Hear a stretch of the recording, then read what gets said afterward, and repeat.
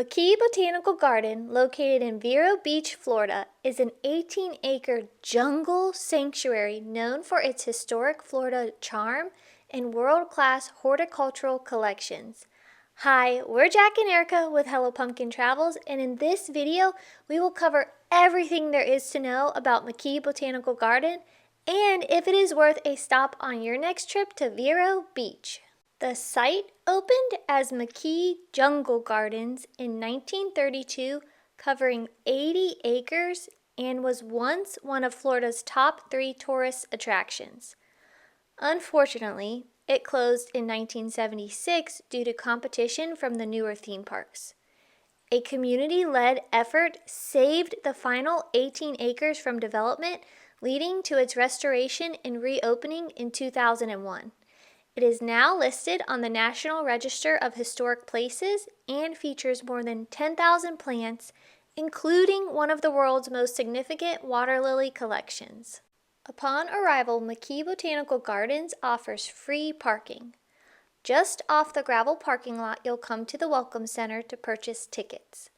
McKee Botanical Garden is $25 for general adult admission, $15 for military, and $15 for children. They also offer several different membership options, like Garden Individual for $60, Garden Duo, which Jack and I decided to do, for $75, Garden Family for $150, and Garden Family and Friends for $250, just to name a few. So definitely see what works best for you and your family. If you decide to go with a membership like we did, you can start off with a regular ticket, and as long as you update it before you leave, you can use that ticket purchase amount towards the membership fees. This is exactly what we did. The best part is that McKee is a proud member of the American Horticultural Society's Reciprocal Garden Network, giving you access to 300 plus beautiful gardens across North America. However, please note, reciprocity may not apply to other botanical gardens within 90 miles of McKee. So if you're a Florida resident, we recommend contacting participating gardens in advance to confirm admission benefits. This is what sold us though. Since we don't live within 90 miles, we'll now be able to visit tons of other gardens in North Florida and in Ohio when we go visit family. The garden is open Tuesday through Sunday, 10 a.m. to 5 p.m., and closed on Mondays. Ticket sales end at 4 p.m., 1 hour before the garden closes, and the children's garden closes at 4:30. The Welcome Center is connected with the garden gift and bookshop. Here you can purchase items inspired by McKee's lush jungle landscape. Moving on from the gift shop, you'll come to the garden cafe. The cool part about this cafe is no garden admission is required to eat here.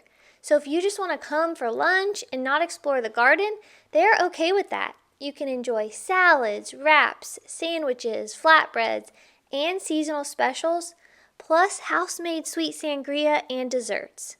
You can dine inside or on the patio with the stunning garden views. Menus change seasonally, so there's always something new to enjoy. Now, let's get into the gardens. We started our walk heading left and followed the map toward the Hall of Giants and Spanish Kitchen. The Hall of Giants was designed by Walter Sexton to house a 35-foot-long slab of Calantis mahogany from the Philippines. This board was breathtaking. Jack and I love woodworking, and we actually make a lot of our own furniture for our house. Now ours doesn't even compare to this, but it was absolutely beautiful, and we understand why Waldo wanted it when he first saw it at the 1904 St. Louis World's Fair. He followed its path for decades through museums, lumber yards, and furniture shops before finally bringing it to Florida in 1940. To honor the extraordinary piece of wood, Sexton sketched this Polynesian-inspired hall in the sand and built it in 1941. This hall remains one of Florida's most distinctive structures, created for one legendary piece of wood. This board was so large that we struggled to get it all in one shot, But like I mentioned already, it was breathtaking, like so beautiful and so large. Like it was just mind blowing, and how it came in one piece, that is some amazing work to get that here.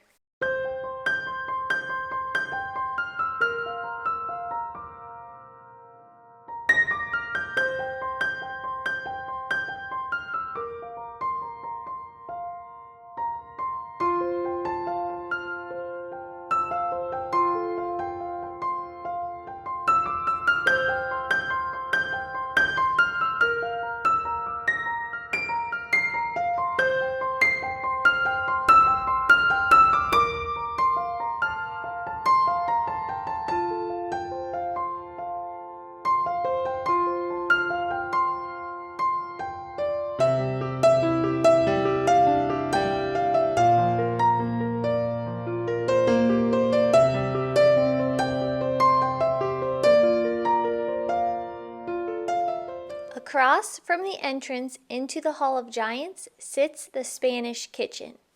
Walter Sexton designed the Spanish kitchen as a lively companion to his Hall of Giants. Inspired by traditional Mexican fiesta kitchens, it features rustic beams, vibrant tile work, bold patterns, and a central grill said to cook 100 steaks at once. The Spanish kitchen became a hub of community life, hosting football teams, local leaders, Sunday gospel singers, and even the LA Dodgers during spring training picnics. When Waldo's bell rang, the fiesta began, filling this unique Vero Beach landmark with food, laughter, and camaraderie. If you have watched our other videos, you know that we have a daughter that absolutely loves playgrounds. So next, we had to make our way to the children's garden so she could go and play. Not that she already wasn't having fun, because she was. Our daughter loves to be outside, so once we arrived and put her shoes on, she was all smiles and on the go. But once she saw this playground, that smile got even bigger. The children's garden begins by climbing across the rocky ropes of a monkey bridge. However, if you have a stroller or wheelchair, you can make your way over a boardwalk to the grand entry bridge. The children's garden had everything any kid could want to play in. It has everything from a splash pad to a reading circle to even a shipwrecked jungle gym. After crossing into the children's garden, you will find a place for your kids to cool off on those hot Florida days. They will be able to cool off in the handcrafted mosaic water lily fountain and karst splash pad. The day that we went was one of those rare, actually cold days in Florida where it only got up to 50 degrees. We definitely didn't need to cool off. To the left of the water lily fountain and the karst splash pad, you will find a gravel path that you can wind around to find some more things for your kids to explore. Following the path, you will first see the Scorpion pirate ship. However, to get aboard the shipwreck, you will need to follow the village boardwalk to the Grand Discovery Tree, which then leads you to the amazing Scorpion pirate shipwreck. Our daughter loved this shipwreck. She would go to the edge and yell down to Jack and say, "Hi, Dada!" She was having the time of her life. At the back end of the path, you will dead end into the fairy forest, and you can take the giant blue stepping stones to the fairy house. Along the path between the jungle gym and the fairy forest and house, you and your little ones can stop off at the Blue Crab Reading Circle and perch on a giant blue crab and enjoy a book from their little library. I couldn't tell you how long our daughter played in the children's garden, but it was so nice that they had this because it was a place that she and other kids could let out all their energy and continue to learn in the process. Let us know down in the comments what your favorite play area might be around Vero Beach, Florida. Once leaving the children's garden, we continued our way through the garden. We came across beautiful vases, which led us to the East Glade Trail. We saw large bamboo bundles that swayed in the wind. when we saw a dwarf pineapple, which was so cute and something we had never seen before. We stopped here for a bit to get photos of our daughter next to it since it was so tiny like her. From here, we made our way through the water trail. It was full of wooden bridges and water. To say this place was beautiful and breathtaking is an understatement. We got ourselves a little turned around walking through the lush garden, and we ended up going over some of the bridges multiple times. But that's okay because it ensured that we didn't miss seeing anything. If we haven't mentioned it before, the garden also puts on different events throughout the year. While we were here, they had jungle lights, so there are lots of different animals and light structures throughout for this separate ticketed evening event where you can walk the garden while illuminated with beautiful lights. In the spring, they have florigami in the garden. This sculpture exhibition by Santa Fe artists Jennifer and Kevin Box presents a fresh look at paper folding in the 21st century with large-scale origami-inspired metal sculptures. If you're interested in the different events they host throughout the year, check out their website. I'll link it in the description so you can check to see what may be going on at the garden when you plan your visit. Continuing our walk, we came to the Bamboo Pavilion. This pavilion was completed in 2002 and was the first engineered bamboo structure in the United States to receive a building permit. Designed by Colombian architect and bamboo master George Stam, it combines traditional Andean building techniques with European joinery, creating a structure that is both innovative and timeless. This offered plenty of seating, so we decided to rest our legs for a bit. This pavilion was so beautiful, so neat to look at and see how all the bamboo came together. It reminded Jack and I of our wedding. The venue we were married at created a bamboo wedding pavilion. I'll insert a photo here for comparison. Now, it was not nearly as cool as this, and the structure itself was metal with the bamboo wrapped around it, but it just reminded us of our wedding day, so we loved being in here. The pavilion was built from nearly 350 towering stems of guadu bamboo, each 18 to 24 feet long and harvested in the Andean highlands under strict government oversight. The 529 square foot pavilion is a striking example of sustainable architecture. It stands as one of McKee's most recognizable icons, blending artistry, engineering, and environmental responsibility. After the bamboo pavilion, we started to make our way back towards the front of the garden. Now, I won't make you keep listening to me talk, so enjoy these last few clips of the garden. There was so much to see, and if you enjoy plants and nature, definitely add it to your list of places to see if you're visiting Vero Beach. We had a wonderful day here, and we would highly recommend it, especially for the cost. And if you're into getting the pass, that's where we saw it totally worth our money. Once they said you can use the pass at 300 different gardens throughout the United States.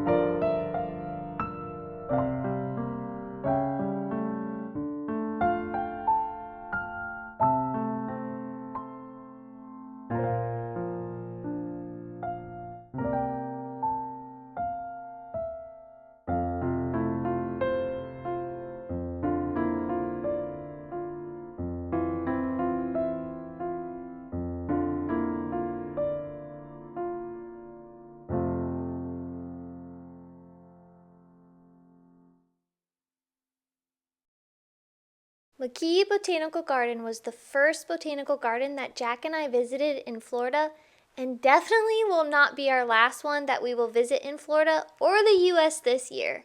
We cannot wait to take advantage of our Garden Duo Pass from this year and for years to come because we plan on renewing it already.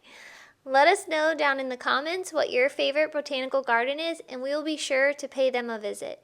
We're Jack and Erica with Hello Pumpkin Travels, and we'll see you around like a donut.